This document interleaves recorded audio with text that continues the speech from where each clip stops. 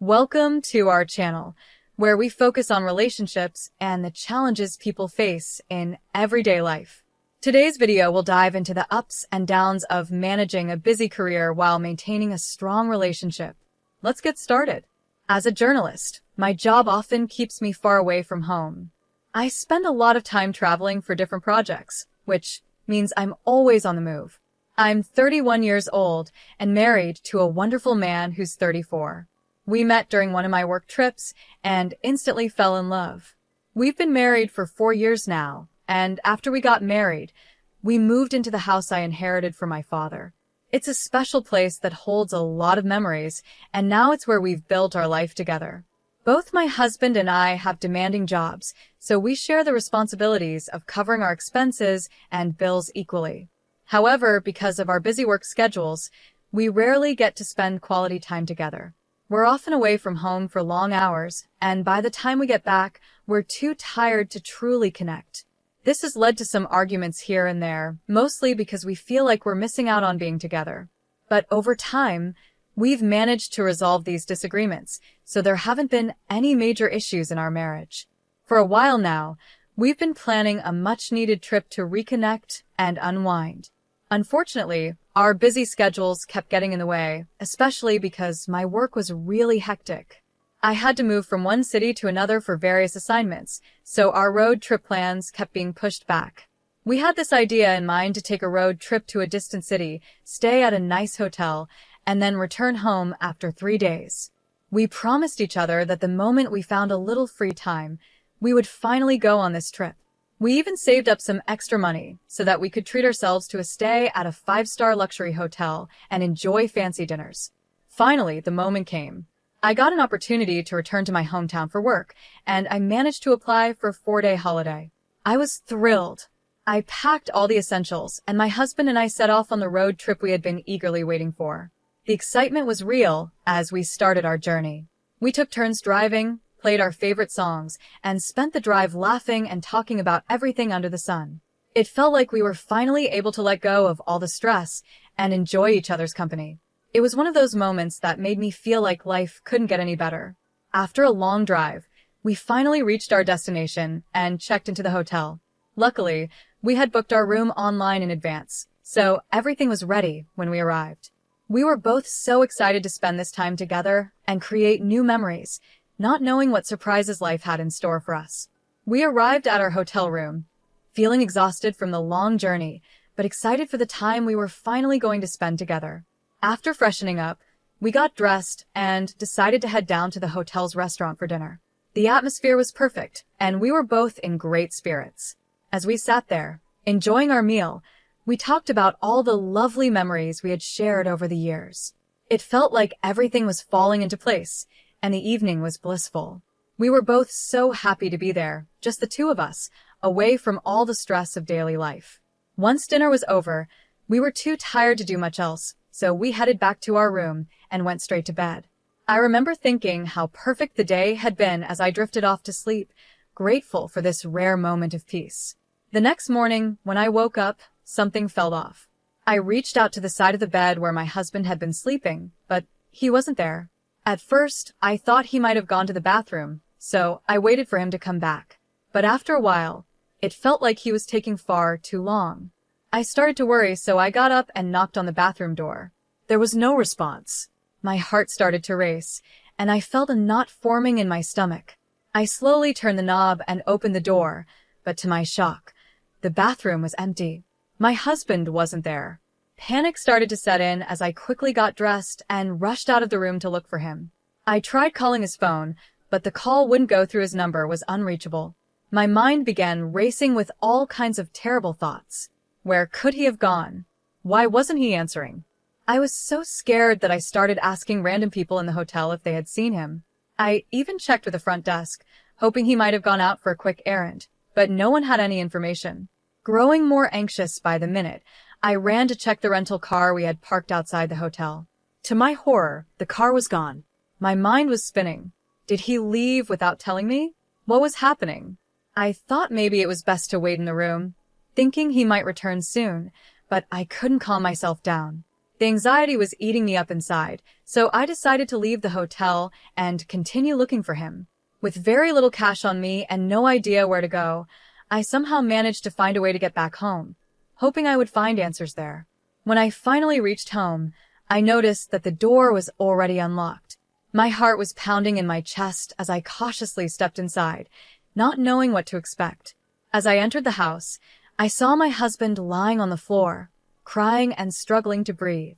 Around him, there were broken photo frames and shattered flower vases scattered all over the floor. The sight was so chaotic and confusing that I didn't know what to think. Seeing me, my husband slowly got up, his face filled with pain. Through his sobs, he said, "She's ruined me. She's left me with nothing." I was completely taken aback. I had no idea who he was talking about, so I asked him, "Who are you talking about?" In a wave of emotion, he finally confessed that he had been seeing another woman, someone he had met at a nearby college. He admitted that he had been in love with her for over a year and had been secretly seeing her behind my back. His words hit me like a ton of bricks. I felt my entire world collapse around me. My head was spinning, and I couldn't bear to listen to any more. I left the house immediately, feeling utterly shattered and betrayed. Since that moment, I've been staying at a friend's place, unable to face my husband after everything that has happened. When I finally collected myself enough to confront him, he had the nerve to blame me for his affair. He said that I was never there for him, that I was too absorbed in my work to notice he needed someone by his side. He claimed I was too focused on my career, saying I had no real value for our relationship. Hearing those words only made the betrayal cut deeper. How could he say that? How could he blame me for his own choices? I had always thought we were a team, but now I feel like I never really knew him at all. I just can't wrap my head around this. How could the man I fought for, the man I stood up to my parents for, be the same person who betrayed me like this? I argued with my family to marry him because I believed in our love, believed he was the one I wanted to spend my life with. Every part of my life revolved around him. I cared about him so deeply and put my whole heart into making our relationship work. While I was giving everything to our marriage, he was off with someone else, someone much younger, being intimate with her while I was completely unaware. What makes it even worse is the thought that our house, our bedroom, was being used behind my back when I wasn't home. Just imagining that freaks me out. How could I have been so blind? Looking back now, I realized there were small signs, tiny hints here and there that something was wrong, but I never gave them enough attention. I ignored the gut feelings and trusted him completely. Now, I feel like such a fool. I can't even look at myself in the mirror because I feel like I was being played this whole time, like I was a clown in this twisted game. And to think, he had the audacity to confess everything to my face. He told me that he fell in love with this other girl, a girl who ended up leaving him for someone else. Now he's sitting here, heartbroken, crying about his loss, as if that's supposed to make me feel sorry for him. How can I even process this? How could he tell me he loved someone else while still being married to me? And now, he's heartbroken because she left him? The whole situation is so absurd that I can't even comprehend it. So, here's the latest update on my situation. My husband came to me recently, begging me to take him back. He's claiming that he made a huge mistake and that he's ashamed of what he did. He keeps saying that everything that happened was just a terrible blunder and he never intended to hurt me. But while he's apologizing, he has the nerve to tell me that I'm partly to blame for all of this. According to him, if I had been more aware or vigilant, I could have figured out his affair much earlier. He even had the audacity to say that it was my carelessness and lack of attention that drove him to cheat. He says he needed more love and attention while I was busy with work, and that's why he turned to someone else. It's unbelievable.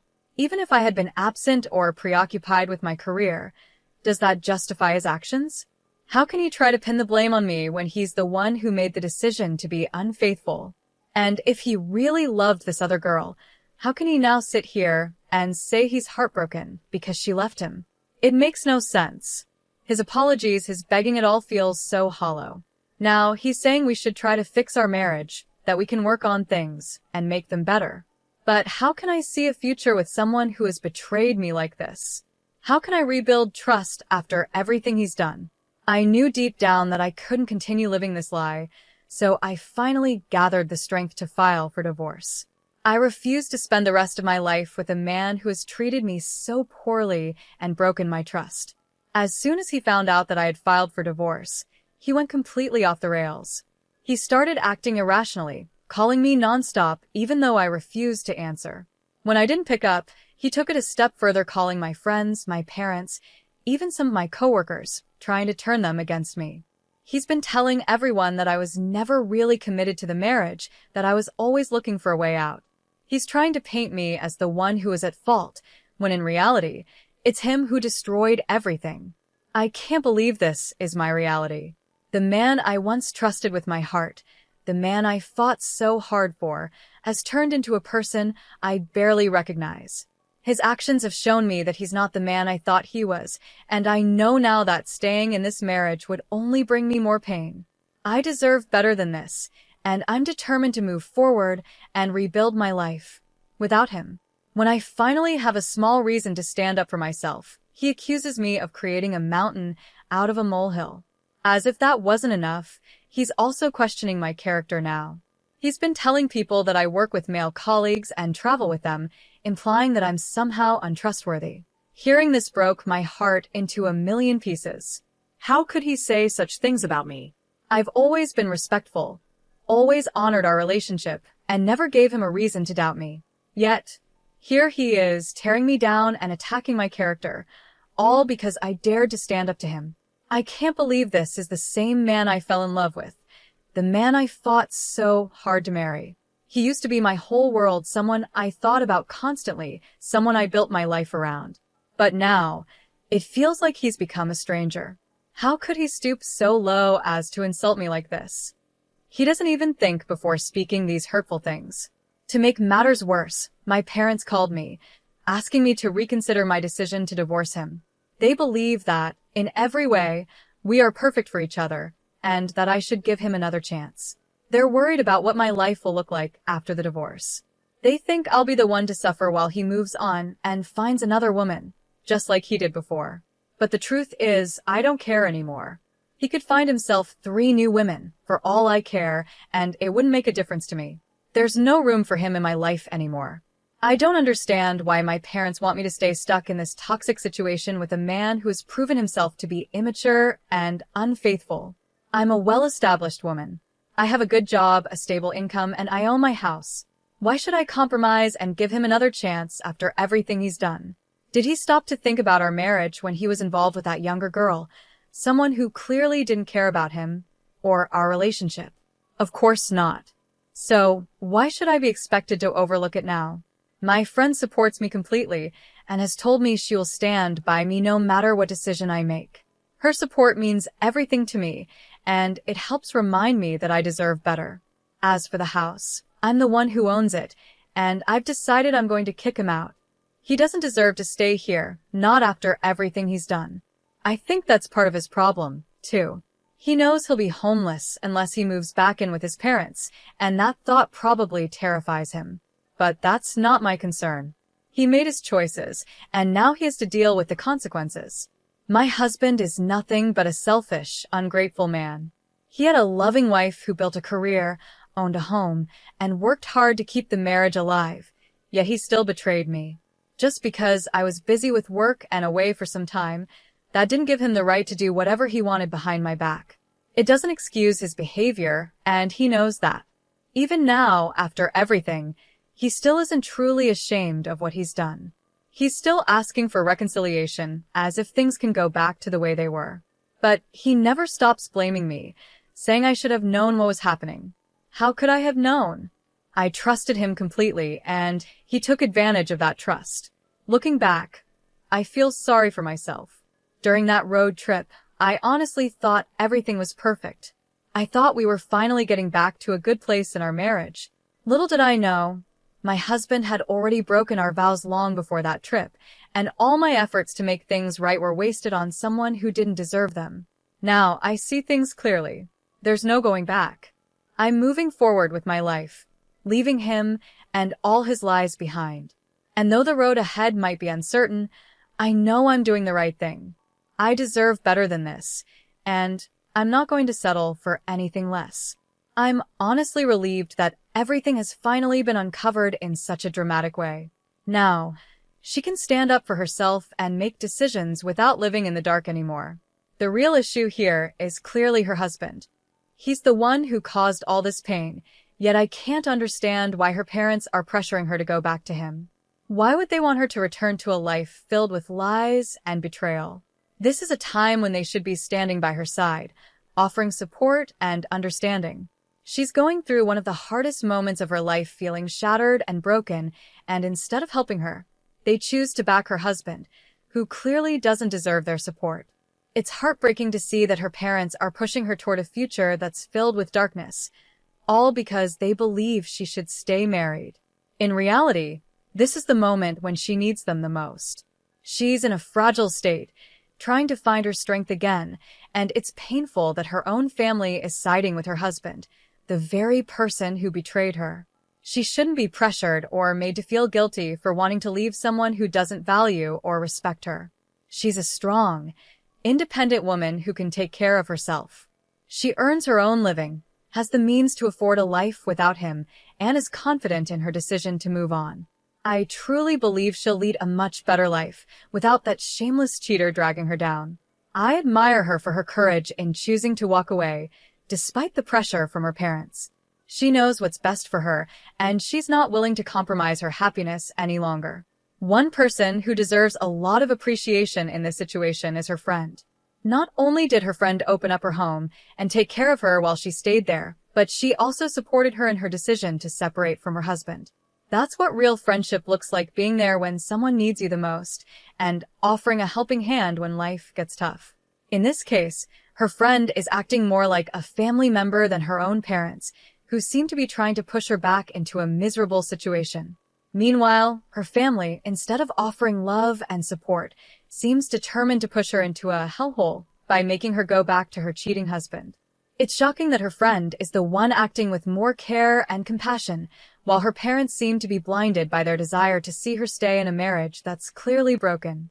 Sometimes, friends can feel more like family than your own relatives, and this is one of those moments. Switching gears to a different issue, I've been dealing with a problem at home that's been bothering me for a while now. Ever since our daughter was born, my wife has developed this unhealthy habit of buying way too many clothes and toys for her. Our daughter is only 5 months old, yet my wife is already buying clothes for her that go up to 2-year-old. As a stay-at-home dad, I'm the one doing most of the baby-related work, so I know firsthand that we don't even change our daughter that often during the day. She barely wears half of the clothes my wife buys for her, and I honestly don't see the need to keep hoarding all these outfits that we won't use. Instead of spending money on things our daughter doesn't need right now, I think that money could be used for more important things, like saving for her future preschool fees or even just adding to our savings for emergencies. The problem is, my wife doesn't seem to see it the same way. After she finishes work and helps with the house chores, she goes straight to her phone and starts browsing online, especially on Amazon. She orders these baby clothes in bulk without a second thought, and she doesn't even talk to me about it. Some of the clothes she buys are from high-end brands, which we don't need, and I've been too afraid to let our daughter wear them in case she stains or ruins them. It's frustrating because, at the end of the day, our daughter is going to grow out of these clothes within the year, and all that money is being wasted. It's not like these outfits can be repurposed or used for long, so what's the point? I decided to take matters into my own hands and gave away some of the clothes designed for ages 8 months and above. I passed a few along to my sister, who also has a baby girl, and donated the rest to a local charity that helps single mothers. I feel like it was the right decision. Our daughter already has more than enough clothes to last her a year, and we don't need any more. It's hard to understand why my wife feels the need to keep buying more when we already have plenty. At this point, it's better to put that money towards something that will actually benefit our daughter in the long run, like her education or savings for her future. But for now, at least I've cleared some space and helped others in need with the clothes that we won't be using. I wasn't planning to tell my wife about what I had done until things took an unexpected turn at a recent family gathering. My sister was there with her little girl, and as fate would have it, My niece was wearing some of the very clothes my wife had bought for our daughter. When my wife noticed, she immediately confronted my sister and found out the truth that I had given those clothes away. My wife was furious when she realized what had happened. Looking back, I can understand why she was upset. Maybe I'm the one to blame here. I should have asked for her permission before giving the clothes away, or, at the very least, I could have tried to resell them to get some money back. But deep down, I knew she wouldn't agree with that idea. That's why I felt like I had no choice but to make a tough decision on my own. From my point of view, those clothes were better off with someone who actually needed them. Our daughter already had more clothes than she could wear, and there was no point in keeping more that she'd likely outgrow before getting a chance to wear them. I tried explaining this to my wife, but even after apologizing and sharing my reasoning, she's still upset with me. I just wish she would stop this pattern of impulse buying clothes for our daughter, especially since I've talked to her about it several times before. It's not that I don't appreciate her wanting the best for our little one, but the constant buying is unnecessary when we already have so much. To clarify, my wife is responsible with our finances in other areas. She pays all the bills and expenses on time, so we don't have any issues there. But I'm concerned that her impulse buying could eventually put a strain on her earnings. The money she spends on extra baby clothes could instead be going into our joint savings account, helping us build a more secure financial future. Some people might say I'm the a-hole in this situation, and maybe they're right. I can see how giving away the clothes without telling her wasn't the best approach. But at the same time, I genuinely believed I was making a practical decision. Our daughter is only 5 months old, and babies grow quickly. The clothes I gave away were for ages 8 months and older, but we already had plenty for her to wear. I figured it made more sense to give them to someone who needed them, rather than just letting them sit there unused. But then again, maybe I got it wrong. Some might say that it's completely ridiculous to give away brand new clothes that would fit our daughter in just a few months. After all, baby sizes aren't always consistent, and kids go through growth spurts all the time. I guess I didn't fully consider that we'd need to have the next couple of sizes available for when she grows into them. It's not like my wife was buying clothes that were way too big or completely unnecessary. Having clothes ready for the next stage is practical, and by giving them away, I may have created more of a problem. Now, in a month or 3, my wife might have to buy even more new clothes, which will cost us even more money. Another thing I didn't think about is that I've been hesitant to put our daughter in some of the nicer outfits my wife bought, just because I'm afraid she'll stain them. But now I realize how silly that sounds. She's a baby. Of course, there are going to be messes. If the money has already been spent on these clothes, why not let her wear them? Whether it's a $10 onesie or a designer outfit, she's going to outgrow it in no time anyway. A stain here, or there isn't going to matter in the long run. I should have just put her in the clothes, taken a few cute pictures, and let the inevitable mess happen. Babies are messy. That's just a fact of life. What I should have done from the start is have a grown-up conversation with my wife. We could have talked about setting a budget for baby clothes and discussed whether buying high-end brands was really worth it. Maybe we could have agreed to return some of the designer outfits, or at least limit how much we spend on them. If she's completely unwilling to compromise and it starts affecting our ability to save money, then that's something we'd need to address. But getting rid of clothes that would fit in just a few months without discussing it first, that was a mistake. I can see that now. It didn't really benefit anyone, and in the end, it just created more tension between us. So, in this situation, I might be the a-hole, but it's something I'm willing to work on. I just hope we can move forward from this and find a better way to manage things in the future. We recently had senior recognition for my team since the regular season is over. Each year, the seniors are recognized for their accomplishments both on the team and academically. They are escorted by their parents and receive a framed uniform as a gift. When introducing the seniors, they say, "Here is first name, last name from hometown, escorted by her parents, mom's first name and dad's first name."